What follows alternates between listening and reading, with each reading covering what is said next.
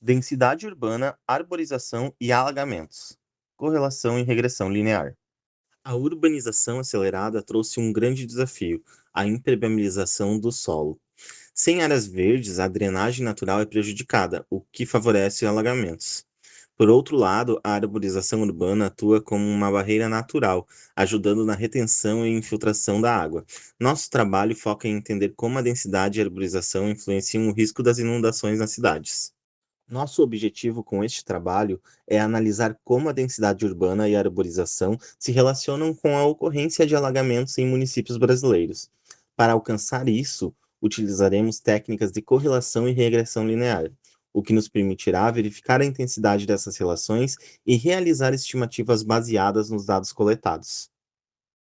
Nossa metodologia se baseou em 8 dados fundamentais, desde a escolha do tema até a produção da apresentação e dos materiais de apoio.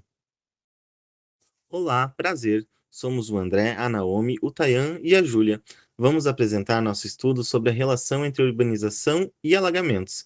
Para nossa análise, usamos a correlação e a regressão linear, que nos ajudam a medir a intensidade desses impactos e a realizar previsões baseadas em dados reais. Você já parou para pensar em como o crescimento das cidades afeta os alagamentos?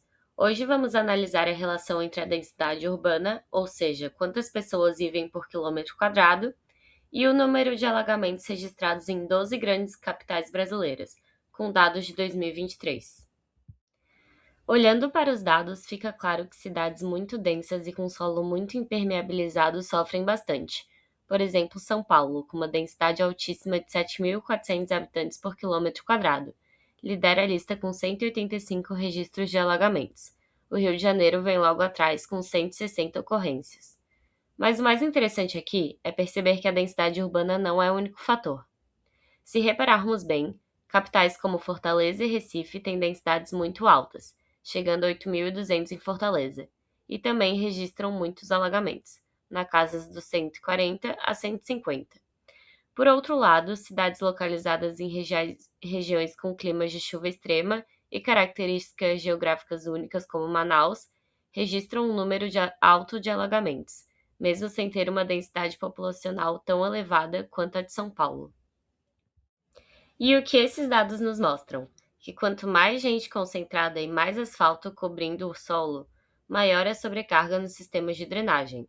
No entanto, o clima local e a geografia de cada região também pesam muito.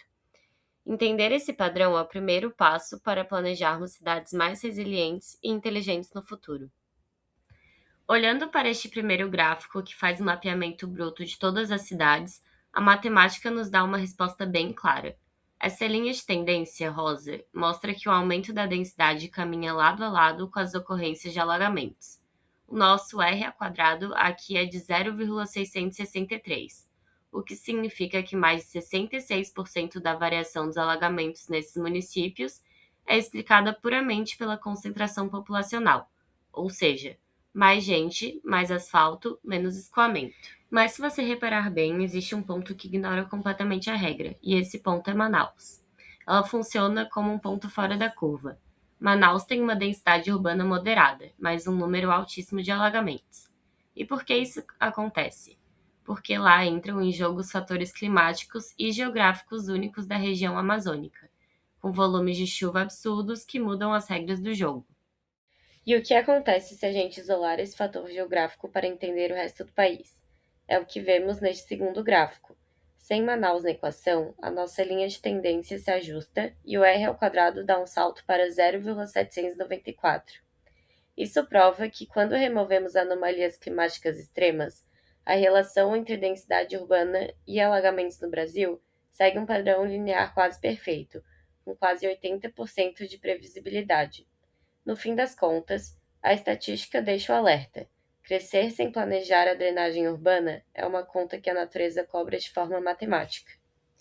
Nesta tabela, analisamos a relação entre a arborização urbana e o número de alagamentos nas capitais brasileiras. Observamos que cidades com maior cobertura de árvores, como Curitiba e Goiânia, tendem a registrar menos alagamentos.